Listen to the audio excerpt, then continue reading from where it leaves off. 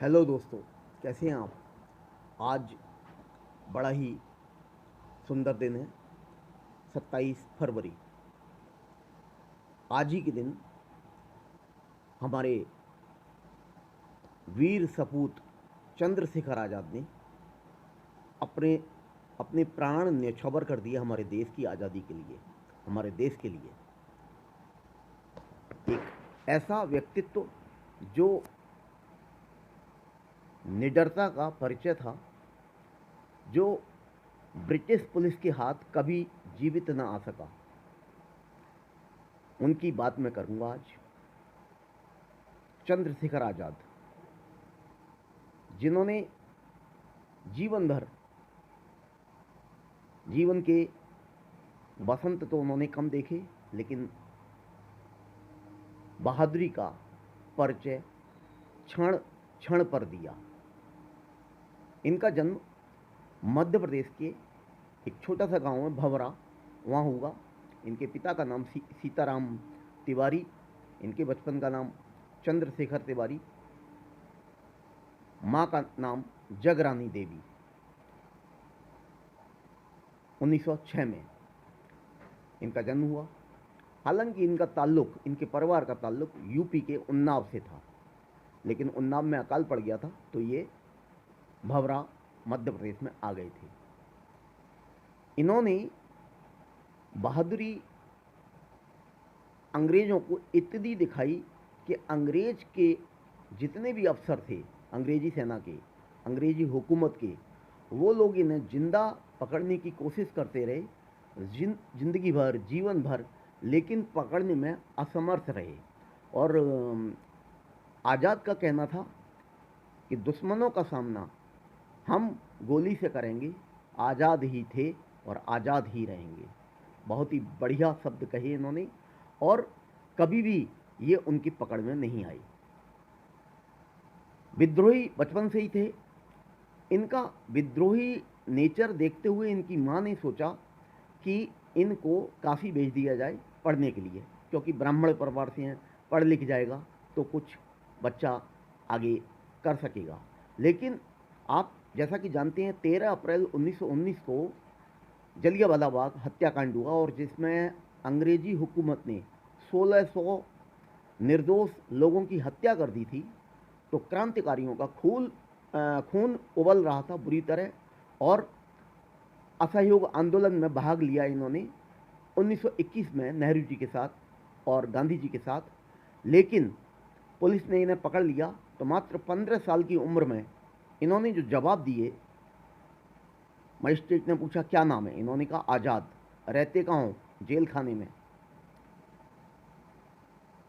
माँ का नाम क्या है, भारत माता।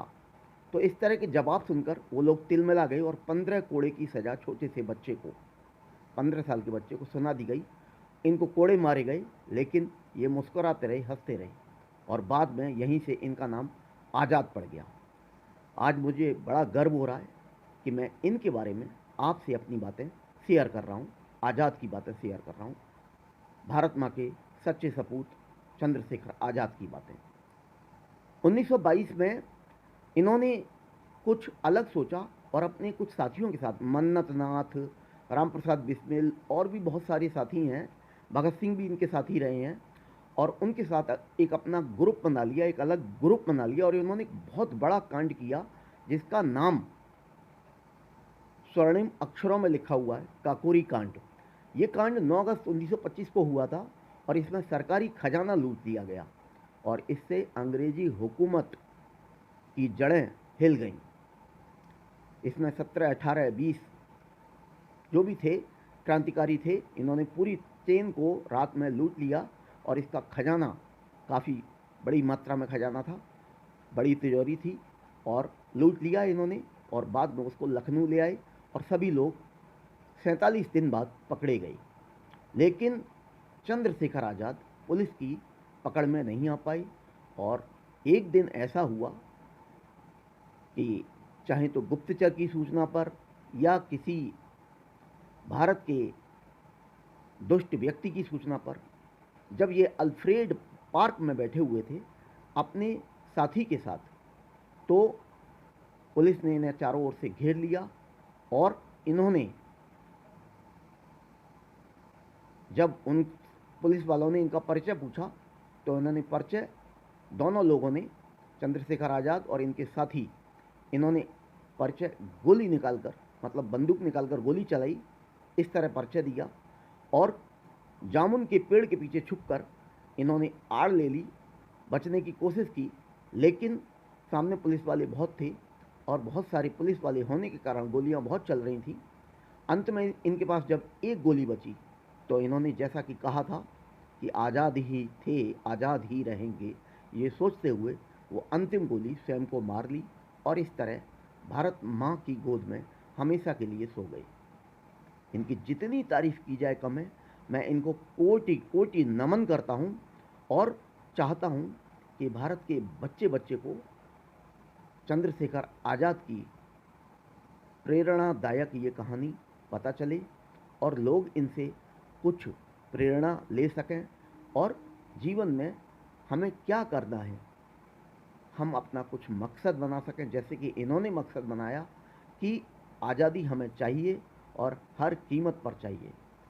इलाहाबाद भी उस दिन वो आए हुए थे तो भगत सिंह और दूसरे साथी जो जेल में बंद थे, उनकी सज़ा कम कराने के लिए चंद्रशेखर आज़ाद आए हुए थे, लेकिन अचानक पुलिस आने से इनको अपना सेक्रीफाइस करना पड़ा। मैं इनके चरणों में कोटि कोटि नमन करते हुए अपनी बात समाप्त करता हूँ। Thank you. Have a nice day.